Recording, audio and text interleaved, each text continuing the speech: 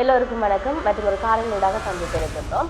யாழ்ப்பாணத்துக்கான அதாவது வடக்குக்கான ஜனாதிபதி அனுரகுமார் திசாநாயக்கனுடைய விஜயம் சார்ந்து மக்களால் எப்படி பார்க்கப்படுகிறது என்ற கேள்வி இருக்கிறது. ஒரு பக்கம் அவருடைய வருகையொட்டி சந்தோஷப்படுகின்ற மக்களை பார்க்கின்றோம். எளிமையான மனிதர், எங்களோடு இப்படி நெருக்கமாக எந்த ஒரு ஜனாதிபதியும் இருந்ததில்லை, எங்களுடைய குறைகளை கேட்பது இல்லை, வந்தா ஒரு காவல் பாதுகாப்புகளோடு தூரவா இருந்து போட்டு மக்களுக்கான வாக்குகளை அள்ளி தள்ளி தந்து போட்டு போகின்ற ஒரு ஜனாதிபதி என்று சொல்லப்படுகிறது. இன்னொரு பக்கம் மக்களால போற்றப்படுகின்றது இப்படி ஒரு சாதாரண மனிதர், யாரை பார்த்தாலும் கட்டி அணைத்து அவர்களுடைய பிரச்சனையை கேட்கின்ற அளவுக்கு ஒரு எளிமையான மனிதராக ஜனாதிபதி இருக்கின்றார் என்று புகழாரம் செய்யப்படுகின்றது. இது இவ்வாறு இருக்க, இன்னொரு பக்கம் தொடர்ச்சியாக இந்த கையெழுத்து அதிகாரி சார்ந்து பேசி வந்தவர் தான் நயனாதீவு நாகரிகாரை பதிவிலுடைய தேரர் ஒருவர். அவரை பார்க்கவில்லை, ஜனாதிபதியாக இவர் எண்ணம் தண்ணி என்ற அந்த மதகுருவினுடைய குற்றச்சாட்டு இருந்தது. இப்படி இருக்க அவரை சென்று பார்த்திருக்கின்றார், பேசியிருக்கின்றார். அவர் பேசுகின்ற பொழுது தையிட்டியில் அமைக்கப்பட்டிருக்கின்ற அந்த விகாரை சார்ந்தான விவகாரங்கள் சார்ந்தும் பேசப்பட்டிருக்கிறது என்றபடியும் சொல்லப்பட்டிருக்கிறது. இது இவ்வாறு இருக்கின்ற பொழுது இன்றைய நாள்ல அதிக அளவில் பகிரப்பட்ட காணொளி எல்லோருக்குமே தெரியும். ஜனாதிபதி உடற்பயிற்சிக்காக வீதியில நடந்து சென்றது. அது எல்லாராலும் அதிக அளவில் பகிரப்பட்டிருந்தது. இந்த ஒரு விடயத்தை புகழாரம் செய்திருந்தாலும் இன்னொரு பக்கம் இவருடைய ஆட்சியில இராணுவத்தினால இன்னும் விடுவிக்கப்படாத பகுதிகளாக இருக்கின்ற பகுதியிலேயே இவர் செல்லுகின்றார் என்கின்ற இன்னொரு விடயத்தை உண்டு பண்ணி இருக்கிறது. அது சார்ந்து நாம் பார்க்க வேண்டிய தேவை இருக்கின்றது. இன்றைய தினம் காலை பலாலி வடக்கின் அந்தோணிபுரம் வீதியினூடாக வடக்கு ஆக்கிரமித்து கூடியிருக்கின்ற இராணுவத்தினர் சகிதம் நடப்பயிற்சியில் ஈடுபட்டிருந்தார்கள் ஜனாதிபதியோடு என்ற விடயம் சொல்லப்பட்டிருக்கின்றது. நான் ஆரம்பத்துல சொன்னது போன்றுதான் நேற்றைய தினம் ஜனாதிபதி மக்களிடம் பேசும்போது உங்களுடைய ஆட்சிக்கு ஜாழ் மக்கள் தந்த நம்பிக்கையை மறக்க மாட்டோம் என்ற விடயத்தை அவர் சொல்லி இருந்தார். மறக்க மாட்டோம் என்ற விடயம் சொல்லியிருப்பது சரியாக இருந்தாலும் மக்களுக்காக அவர்கள் என்ன செய்தார்கள் என்ற கேள்விகள் எழும்பி இருக்கின்றது.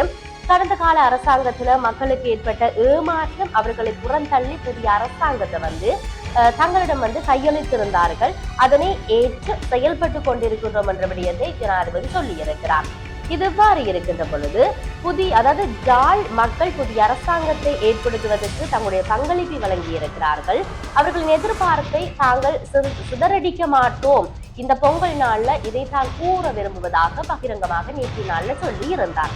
இதையும் தாண்டி இந்த வார்த்தைக்கு இனவாதத்தை தோற்கடிப்போம், சமத்துவமான நாட்டை உருவாக்குவோம் என்ற விடயத்தை இவர் பகிர்ந்திருப்பதை மார்த்தட்டி கொண்டிருக்கின்ற ஜனாதிபதி தான் ஆக்கிரமிக்கப்பட்ட மக்களுடைய நிலங்கள் மீது நடைபயின்று கொண்டிருக்கிறார் என்ற விடயம் மக்களால இப்ப சொல்லப்பட்டிருக்கின்றது. எளிமையான ஜனாதிபதி, தோழர் என்று கொண்டாடப்படும் ஜனாதிபதி எளிய மக்களின் நிலங்களை பிடித்து ஆக்கிரமித்து வைத்திருப்பது ஒன்றது தெரியும் தானே என்ற கேள்வி எழுப்பப்பட்டிருக்கிறது. இவர் விடுவிப்பாரா என்ற இன்னொரு கேள்வியை கேட்டிருக்கின்றார்கள். அதுக்கு உதாரணமாக சொல்லலாம், வட்டக்கச்சி விவசாய அரச பண்ணையில 415 ஏக்கர் நிலப்பரப்பு இன்னும் இராணுவத்தினுடைய வசத்துல இருக்குது. அதே போன்று வெள்ளாங்குளத்துல 500 ஏக்கர் விவசாய நிலங்கள் பண்ணை இராணுவத்திட்ட இன்னும் இருக்குது. தேராவில 1200 ஏக்கர் விவசாய பண்ணை இராணுவத்திட்ட இருக்குது. முக்கமல்ல 100 ஏக்கர் தென்னை தோட்டம் இன்னும் இராணுவத்திட்ட இருக்குது. முழங்காவில 1800 ஏக்கர் மரமுந்திரிகை தோட்டத்துடைய பெரும் பகுதி இன்னும் இராணுவத்திட்ட தான் இருக்குது. அதே போன்று சாந்தபுரத்துல 680 ஏக்கர் விவசாய பண்ணை இன்னும் இராணுவத்திட்ட இருக்குது. ஜெயபுரத்துல 120 ஏக்கர் விவசாய பண்ணை இன்னும் இருக்குது. அதே போன்று மலையாளபுரத்துல 798 ஏக்கர் விவசாய பண்ணை இன்னும் இராணுவத்திட்ட இருக்குது. சேராங்கண்டல்ல பல 100 ஏக்கர் விவசாய பண்ணை இருக்குது. இது போதாது என்று யாழ்ப்பாணத்துல 2500 ஏக்கருக்கு மேற்பட்ட வளமான விவசாய நிலமும் இராணுவத்திட்ட தான் இருக்குது. இந்த ஆக்கிரமிப்புகளை அகற்றி விவசாய பண்ணைகளை விருத்தி செய்தால் வடக்கு மாகாணமே இலங்கை தீவினுடைய விவசாய பொருளாதாரத்தின் மொத்த உள்நாட்டு உற்பத்திக்கு கணிசமான பங்களிப்பு செய்யும் என்பது யாவரும் அறிந்த ஒரு உண்மை. குறிப்பாக இந்த பண்ணைகள்ல சேமிப்பு தொழில்நுட்பங்களை அறிமுகப்படுத்துவது, வடிகால் தடுப்பு, அணைக்கட்டுகளை மேம்படுத்தி உற்பத்தி திறனை மேம்பாடு செய்வது, பௌதிக வள மேம்பாடு, நிலத்தடி நீர் முகாமைத்துவம் போன்ற மாற்றங்களை செய்து விவசாய சமூகத்தை வலுவடைய செய்ய முடியும் என்ற விடயத்தை இங்கு சொல்லி இருக்கின்றார்கள்.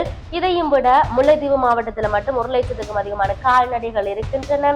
அதே போன்று மன்னார்ல 1,40,000 கால்நடைகள் இருக்குது.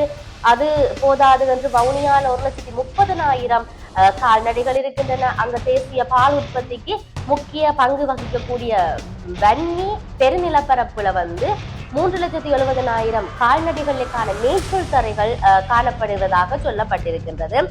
இதையும் தாண்டி வடக்குல அதிக அளவிலான பொருளாதாரத்தை மேம்படுத்தி கொடுக்கக்கூடிய, பொருளாதாரத்துக்கு பெரிதும் பங்களிப்பு செய்யக்கூடிய பல வளங்கள் இருக்குது. ஆனால் இவற்றையெல்லாம் ஜனாதிபதி மக்களுக்கு சாதகமாக நன்மை பயக்கக்கூடிய விதத்துல ஏற்படுத்தி கொடுப்பாரா? ராணுவத்தினுடைய வசத்தில் இருக்கக்கூடிய அத்தனை நிலங்களையும் விடுவிப்பு செய்வாரா? இவற்றையெல்லாம் விட அவருடைய வருகை சார்ந்து புகழாரம் செய்கின்ற ஒரு கூட்டம் இருக்கிறது. இன்னொரு பக்கம் இவ்வாறான உண்மைகளை சுட்டி காட்டுகின்ற அரசியல் ஆய்வாளர்கள், மக்கள் பிரதிநிதிகள், அதே போன்று மக்கள் என்பவர் பல விதமான விமர்சனங்களை செய்து கொண்டிருக்கின்றார்கள். உண்மையிலேயே வடக்குக்கான ஜனாதிபதியினுடைய விஜயத்தை அடுத்து எவ்வகையிலான நன்மை வைக்கக்கூடிய விடயங்கள் வரப்போகிறது?